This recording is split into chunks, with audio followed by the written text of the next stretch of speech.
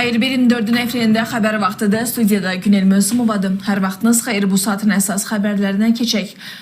Ağ Evdə İrana qarşı məhdud hərbi əməliyyat ssenarisi müzakirə olunur. Pakistanda İranla nəticəsiz başa çatan danışıqlardan sonra Donald Trump və onun müşavirləri Tehranı güzəştə getməyə məcbur etmək üçün məhdud miqyasda olsa da İrana qarşı zərbələri bərpa etmək imkanlarını araşdırırlar.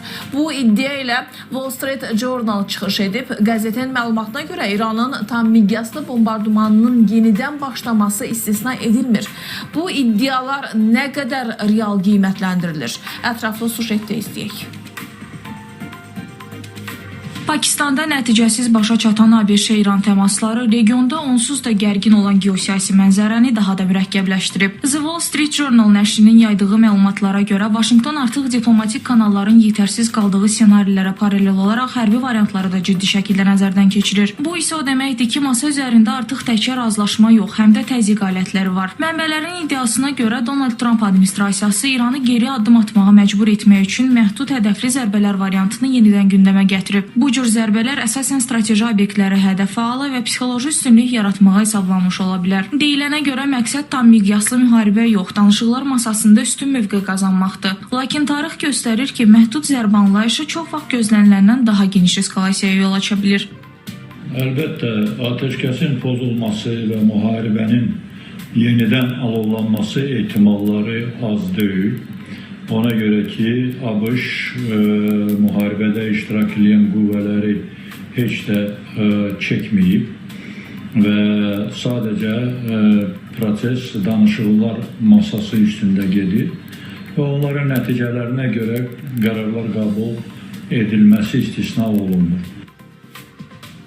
Digər tərəfdən tam miqyaslı bombardıman ssenarisi də tamamilə istisna edilmir. Bu isə artıq təkcə İranla qarşı durma deyil, bütün yaxın şərqdə güc balansını dəyişə biləcək proseslərin başlanğıcı deməkdir. Bununla belə ABŞ daxilində və beynəlxalq arenada formalaşan bu mürəkkəb fon Vaşinqtonun qərar vermə prosesini daha da çətinləşdirir. Xüsusilə ictimai rəyin və qlobal reaksiyaların nəzərə alınması hərbi addımların yalnız strateji deyil, həm də siyasi məsuliyyət daşıdığını göstərir. Məhz bu məqamda ekspertlərin diqqət çəkdiyi digər vacib bir detal ortaya çıxır. ABŞ-nin bu prosesdə təkcə geosiyasi deyil, eyni zamanda daxili iqtisadi və hərbi imkanları da müəyyən məhdudiyyətlərlə üz-üzədir.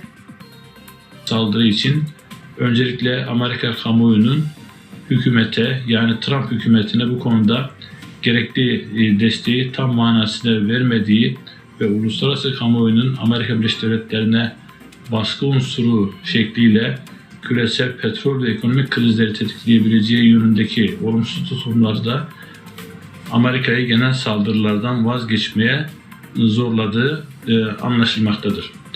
Fakat unutulmaması gereken bir diğer husus ise Amerika'nın ekonomik yönden ve askeri lojistik yönden de sıkıntılar içerisinde olduğu husustur.